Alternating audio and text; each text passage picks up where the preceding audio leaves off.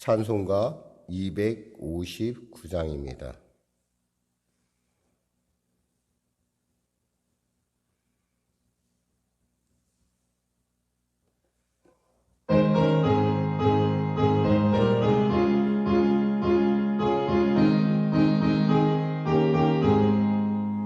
예수 십자가에 흘린 피로써 그대는 씻기어 있는가?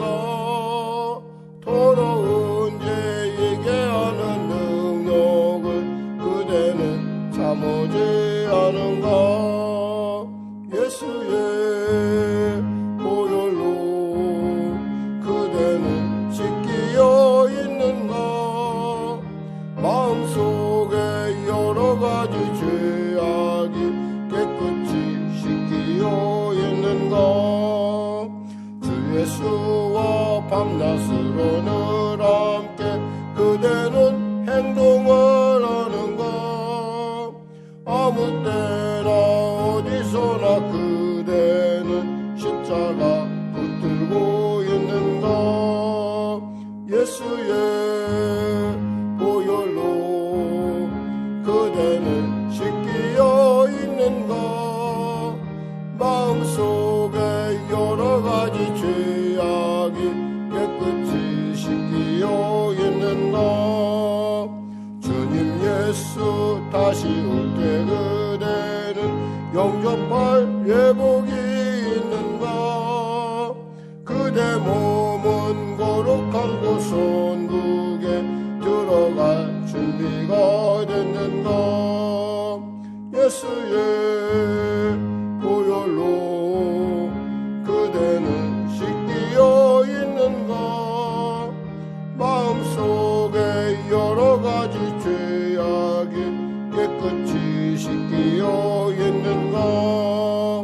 모든 죄에 더러워진 예복을 주 앞에 지금 다 벗었어. 샘물같이 솟아나는 보혈로 눈보다 더 이게 씻으라. 예수의 보혈로 그대는 씻기어 있는가? 마음속에 여러 가지 죄악이 깨끗이 씻기어 있는가? 주님 예수 다시 올 때 그대는 영접할 예복이 있는가? 그대 몸은 거룩한 곳 천국에 들어갈 준비가 됐는가? 예수의 보혈로 그대는 씻기어 있는가? 마음속에 여러 가지 죄악이 깨끗이 씻기어 있는가?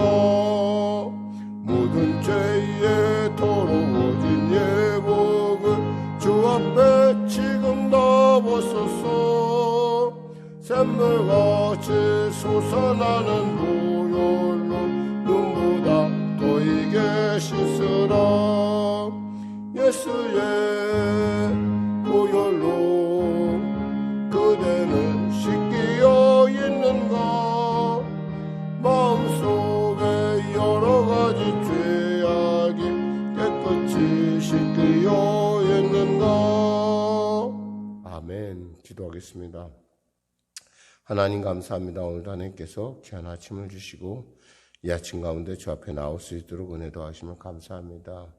사랑하는 귀한 우리 성도들 가정과정 삶 가운데 아버지 치료의 광선을 발하여 주시고 은혜의 광선 발하여 주시고 형통의 놀라운 주의 일들이 하나님의 통치하심이 우리 안에 나타나게 하여 주시옵소서. 그래야 영혼이 잘된같이 범사가 잘되며 강건한 삶을 사수고 오늘 하루도 주 안에서 빛과 소금의 직분을 감당하는 복된 삶이 될 수 있도록 은혜도 하여 주시옵소서. 나라 민족을 불쌍히 오시고 복음통일 평화통일케 하여 주시고 특별히 코로나19 속히 종식시켜 주시옵소서. 백신 개발과 치료약 개발이 계속 연구가 진행되고 또 임상에 들어가고 있습니다. 하나님 부작용 없는 정말 안전하고 그 모두가 다 누릴 수 있는 그러한 치료약과 그리고 백신이 개발될 수 있도록 주여 크신 은혜를 부어주시고 인도하여 주시옵소서. 특별히 이 새벽을 사랑하는 우리 교회 성령교회 우리 성도들을 축복하여 주시고 하나님 만난 귀한 친구 스티그마가 그들 안에 분명하고 확실하게 믿어지게 하여 주시옵소서. 아울러 병상에 있는 우리 성도들 기억하여 주시고 치료하여 주시고 심적으로 심히 어렵고 답답한 가운데 있는 사람들에게 하나님의 놀라운 위로의 역사와 지혜의 역사 허락하여 주시고 훈련 가운데 임하고 있는 우리 한비씨 기억하시고 또 시험을 마치고 또 돌이켜보고 있는 또 이렇게 점검하고 있는 그 모든 10년 가운데도 하나님의 위로하심이 임하게 하여 주시옵소서.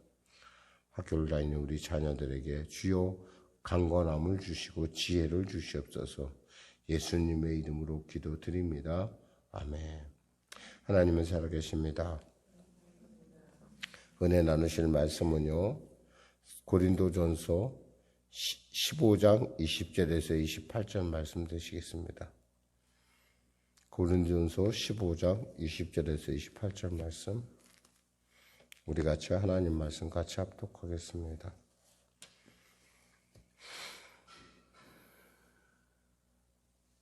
그러나 이제 그리스도께서 죽은 자 가운데서 다시 살아나사 잠자는 자들의 첫 열매가 되셨도다. 사망이 한 사람으로 말미암았으니 죽은 자의 부활도 한 사람으로 말미암는도다. 아담 안에서 모든 사람이 죽은 것 같이 그리스도 안에서 모든 사람이 삶을 얻으리라. 그러나 각각 자기 차례대로 드리니 먼저는 첫 열매인 그리스도요, 다음에는 그가 강림하실 때 그리스도에게 속한 자요, 그 후에는 마지막이니 그가 모든 통치와 모든 권세와 능력을 멸하시고 나라를 아버지 하나님께 바칠 때라. 그가 모든 원수를 그 발 아래 둘 때까지 반드시 왕로로 타시리니 맨 나중에 멸망받을 원수는 사망이니라. 만물을 그의 발 아래 두셨다 하셨으니 만물을 아래에 둔다 말씀하실 때 만물을 그 아래에 두시니가 그 중에 들지 아니한 것이 분명하도다. 만물을 그에게 복종하게 하실 때에는 아들 자신도 그때의 만물을 자기에게 복종하게 하신 이에게 복종하게 되리니 이는 하나님이 만유의 주로서 만유 안에 계시려 하심이라. 아멘. 여기까지 오늘 말씀 나누겠습니다. 부활의 첫 열매라는 제목의 말씀 나누기 원합니다. 사실 첫 것, 첫 열매라고 했었을 때 단순하게 우리가 받아들이면 그 예수님이 처음 부활하셨어 라고 이렇게 받아들일 수 있지만 이 첫 것, 첫 것이라는 갖고 있는 대표성이나 그 심각성을 생각한다면 결코 부활이라는 것은 결코 우리와 동떨어진 것이 아니라는 거예요. 마치 이것이 예가 돼서 이렇게 될 거야 라고 보여주는 굉장히 첫 것이 소중한 것이죠. 그래서 당시 고린도 교인들은 부활에 대해서, 몸의 부활에 대해서 믿지 않았고 또 그 당시의 철학이 이미 말씀드렸지만 스토아나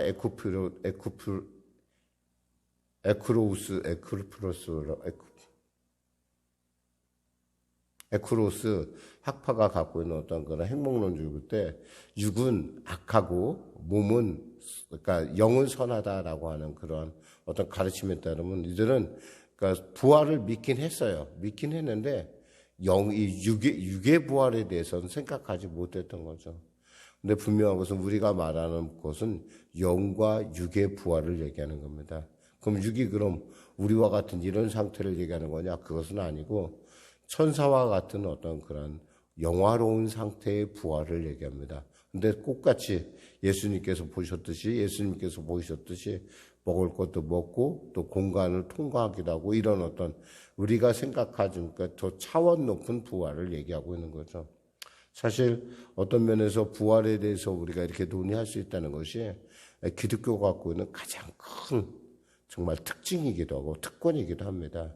사실 세상에 많은 그 종교들이 있어요, 나름대로. 그런데 부활에 대해서 얘기하는 종교는 없고, 또 분명하고 확실한 것은 예수님의 부활로 인해서 예수님의 무덤은 비어 있다는 거예요. 세상에 많은 종교가 있지만 그 종교에는 각자 나름의 그 무덤이 있어요. 그래서 마치 그 무덤을 갖다가 순례하는 걸 마치 순례 여행 같이 마치 그렇게 하는데, 사실 크리스찬 우리 그 기독교인들의 그 어떤 그런 부분에 있어서 우리는 무덤이 없다라는 거예요. 예루살렘에 가도 없고 세상 천지 어디에 가서도 무덤은 없다라는 거예요. 그러니까 뭐예요? 부활은 차원이 다르다는 거예요. 우리의 부활의 차원이. 오늘 본문을 통해서 사실 우리가 알아야 될 것은 이 부활의 이 첫 열매가 갖고 있는 의미는 그냥 단순한 먼저 났으니까 라는 그런 것이 아니라 굉장히 그 의미가 굉장히 우리에게 깊고 또 그것이 주는 효과도 그 주는 힘도 엄청나다는 겁니다. 그러면서 오늘 본문을 보면은 고린도 교인들이 이 부활의 첫 열매 예수님의 어떤 모양을 알지 못하면은 이 부활의 모양이 각자 자기의 나름대로 해석될 수 있겠구나라고 하는 그런 부분들이에요. 그래서 말씀을 들어가겠습니다. 그러나 이제 그리스도께서 죽은 자 가운데 다시 살아나사 잠자는 자들의 첫 열매가 되셨도다. 뭐예요? 잠자는 자들은 다시 주님의 때가 되면 다시 일어날 수 있다라는 거예요. 누구처럼? 예수님처럼. 이거 중요한 게 뭐냐면 예수님처럼 다시 있는데 거기서 예수님처럼 할 때는 영의 부활뿐만 아니라 육의 부활도 얘기하는 거예요. 그러니까 차원이 다르죠. 그러면서 사망이 왜 그런 거냐 할 때 그 대표성에 대한 얘기를 해요. 21절에 사망이 한 사람으로 말미암았으니 죽은 자의 부활도 한 사람으로 말미암도다. 그러면서 22절에 아담 안에 모든 사람이 죽은 것 같이 그리스도 안에서 모든 사람이 삶을 얻으리라. 아담이 어떤 사람이었어요? 첫 사람이었잖아. 첫 사람이 죄를 지음으로 말미암아 그 죄가 우리에게 다 전가가 됐어요. 이것을 원죄라고 하죠. 원죄에서 자유로운 사람은 없어요. 분명한 것은 아담 이래 모든 사람이 죽었고 아담 자신도 죽었지만 아담 이래 모든 사람이 다 죽은 것을 봤을 때 우리는 뭐예요? 그 원죄의 영향에서 벗어날 수 없다라는 거예요. 아마 납득하기는 어렵겠지만 내가 뭐 무슨 죄를 져서 하겠지만 사실은 인간은 일단 태어나는 그 순간부터 아담의 원죄 속에서 이미 죄 가운데 태어났다라는 말이죠. 마치 우리가 버스나 비행기를 한번 타면은 그 비행기 조종사와 우리 모두가 다 운명을 같이 하는 거예요. 그 비행기가 만약에 떨어지면 모두 다 같이 떨어지는 거고 그 비행기가 잘 오르고 잘 운행되면 우리는 모두가 잘 되는 거예요. 그런 똑같은 대표성의 원리라는 거죠. 그런데 부활도 준대 여기서 모든 사람이 삶을 얻으리라 할 때 이 삶이란 건 영원한 삶을 얘기하는 거예요. 그냥 뭐 잠깐 살았다가 다시 죽고 뭐 잠깐 뭘로 태어났다가 또 다시는 그걸로 태어나는 그런 것과는 질적으로나 차원이 다른 것이죠.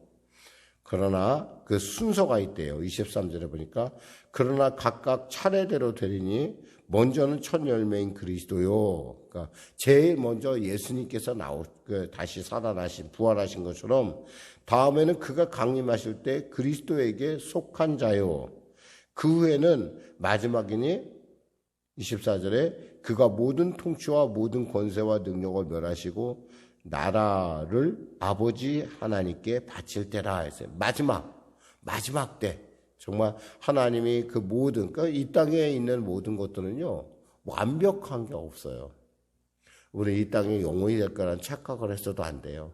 때가 잠시 주님께서 주님의 때 가운데 이것을 갖다 흔히 우리가 종말론적이다 뭐 이렇게 파루시아라는 신학을 쓰는데 어떤 종말 임박한 종말을 얘기하는 거예요. 임박한 종말론 가운데 종말 가운데 있는 것이지 영원한 것은 없다는 거죠. 근데 세상 사람들은 마치 영원한 것처럼 이 지구촌이 영원한 것 같고 우리가 뭐 누리는 나라가 영원한 것 같고 이렇게 생각하지만 사실 그렇지 않아요. 알다시피 지구촌만 하더라도 많은 나라가 없어졌고 또 새로 생겨나고 없어지고 새로 생겨나는 것들이 계속 반복되고 있잖아요. 그러니까 사실 우리나라도 어떻게 생각하면 대한민국이 영원할 것이다. 우리의 요망사항이죠. 꼭 영원하다라고 볼 수 없어요. 하나님의 나라가 올 그때는 모든 것들이 다 멸하시고, 여기서 말할 때 24절에 그의 마지막이니 그가 모든 통치와 모든 권세와 능력을 멸하시고 나라를 아버지 하나님께 바칠 때라. 그러니까 이럴 때 완전히 모든 것이 하나님께서 오셔서 하나님의 나라가 이제 완성될 때 그 마지막에 있을 일이 뭐냐면 맨 나중에 멸망받을 원수는 사망이니라 그랬어요. 왜 사망일까? 사실은 죽음이라는 것을 우리는 늘 언제나 우리의 것으로 알아요. 근데 죽음을 우리의 것으로 알지만 또 우리의 것도 아니에요. 그러니까 우리가 언젠가 죽는다는 건 알아요. 망각하고 살 뿐이죠. 가끔가다 우리의 가까운 친지나 친척이나 우리 형제 자매가 죽는 것을 보면서 우리는 나도 죽는구나. 어쩌면 그런 외침을 우리가 늘 들으면서도 나는 상관없다고 하는 그런 착각 속에 살고 있다는 거죠.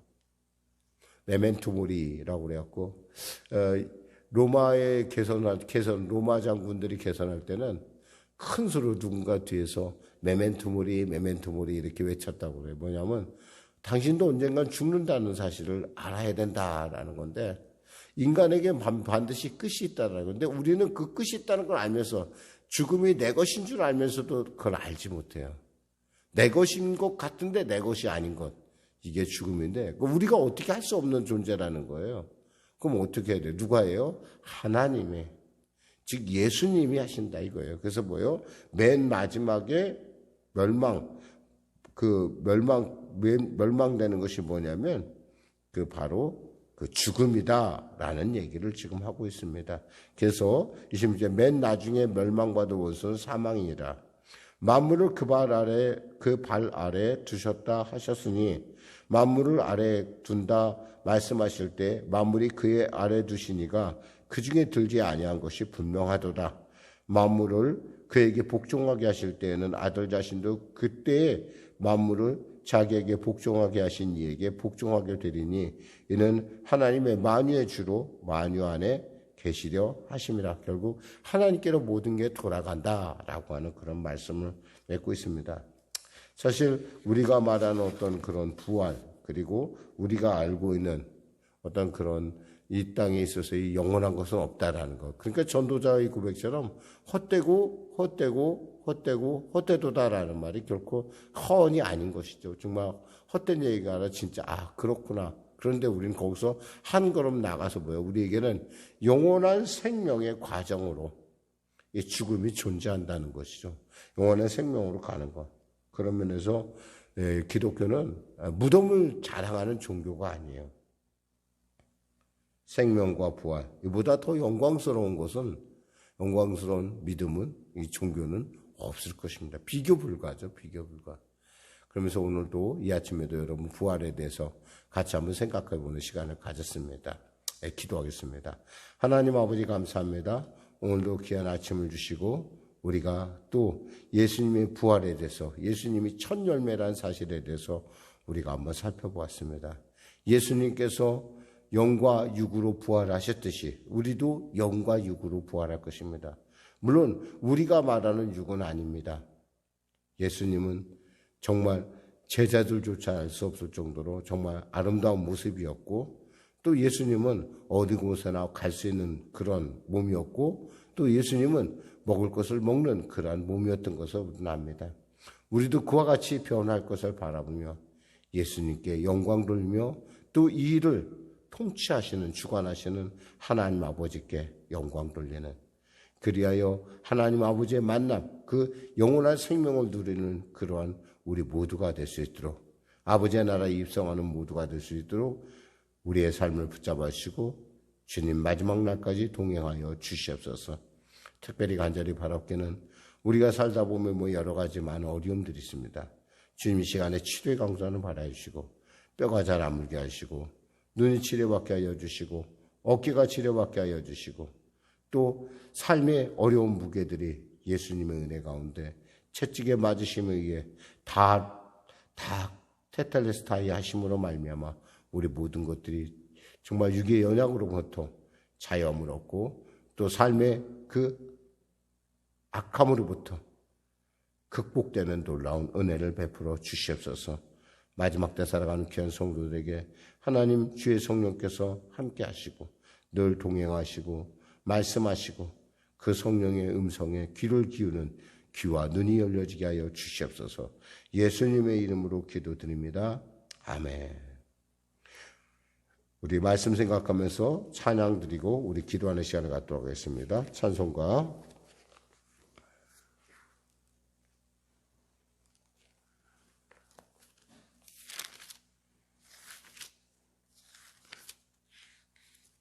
621장입니다.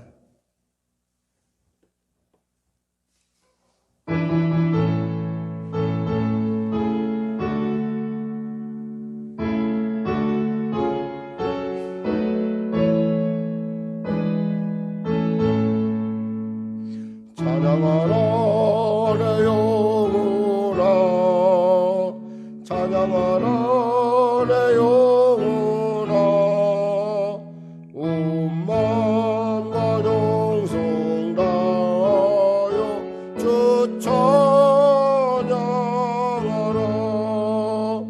경배하라 내 영혼아, 경배하라 내 영혼아, 온 마음과 정성 다하여 주 경배하라.